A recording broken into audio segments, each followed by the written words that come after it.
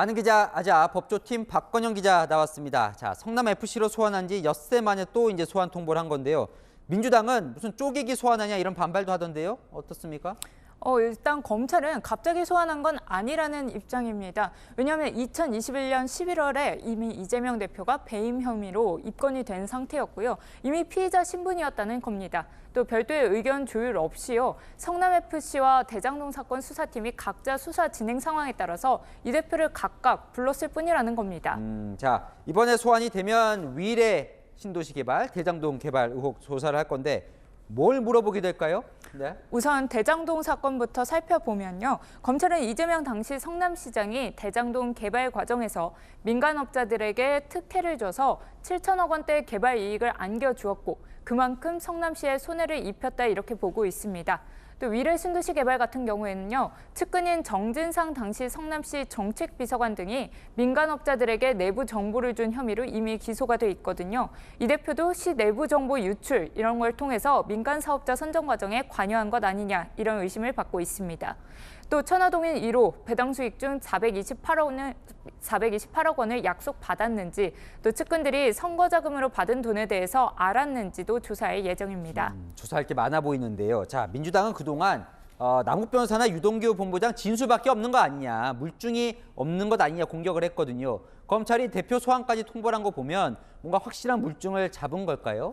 검찰은 추가 수사를 통해서 증거를 충분히 확보했다 이런 입장입니다. 살펴보면 나흘 전 서울중앙지검이 대장동 일당을 이해충돌방지법 위반 혐의로 추가 기소했습니다.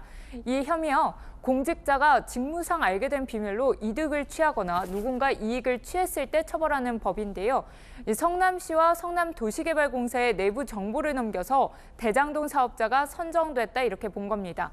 검찰은 이재명 대표가 2010년 성남시장이 된 뒤에 이 대표 측근과 민간업자들의 유착이 시작됐다 이렇게 보고 있습니다. 이 대표 소환 조사가 불가피하다고 보는 이유입니다.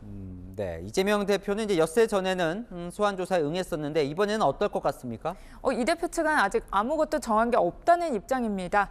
우선 민주당은 검찰과 소환 날짜를 조율하고 있지도 않다고 했고요. 또 검찰의 소환 통보도 공식적이라고 볼 수 없어서 당장 소환에 응할지 결정할 사안 자체가 아니라는 겁니다. 이 민주당 내에서는요. 무도한 야당 탄압으로 비춰질 수 있으니 소환에 응하자 이런 주장과 검찰의 쪼개기 소환이 이 대표 모욕주기인 만큼 끌려다니면 안 된다 이런 주장이 맞서는 것으로 전해졌는데요. 설 민심을 보고 내부 논의를 거쳐서 소환에 응할지 최종 결정할 것으로 보입니다. 네, 이것도 궁금한데요. 자, 성남FC 의혹 관련해서는 조사는 했는데 구속영장까지는 아직 청구를 하지 않고 있습니다. 이번에 위례 대장동 조사를 하니까 함께 엮어서 이 구속영장을 청구할 수도 있을까요? 일단 검찰이 검토 중인 방안 중 하나인 건 맞습니다. 이 두 사건을 보면요. 일단 성남FC와 대장동 사건 공통점이 있다고 보여지거든요. 이재명 대표가 성남시장 시절 인허가 권한을 이용해서 민간업자와 기업의 요구를 들어주고요. 정치적 이득을 취했다는 겁니다. 이 두 사건을 합쳐서 구속영장을 청구했을 땐 법원에서 영장을 발부할 가능성을 높일 수 있다고 보고 있는 거고요. 다만 이 구속영장을 한 번에 청구하려면 두 사건 중 하나를 성남지청이나 중앙지검으로 이송을 해야 하거든요.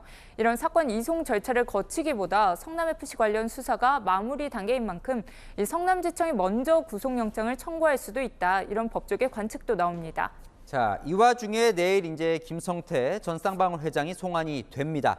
자, 변호사비 대납 의혹 관련된 건데 그럼 이재명 대표는 이 수사와 관련해서 그럼 또 소환이 될 수가 있는 거예요?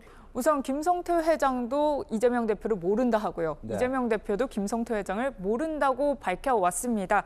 그런 만큼 내일부터 본격 시작될 이 김성태 전 조사 결과를 지켜봐야 할 것 같은데요. 지난해 9월 수원지검은 쌍방울그룹의 변호사비 대납 가능성이 의심된다 이렇게 명시하기도 했었거든요. 이 쌍방울그룹의 전환사채 발행 등 자금 흐름 조사 과정에서 변호사 비용과의 연관성이 드러난다면 이 대표 또 한 번 검찰 소환 통보 받을 수도 있습니다. 네, 잘 들었습니다. 아는 기자 박건영 기자였습니다.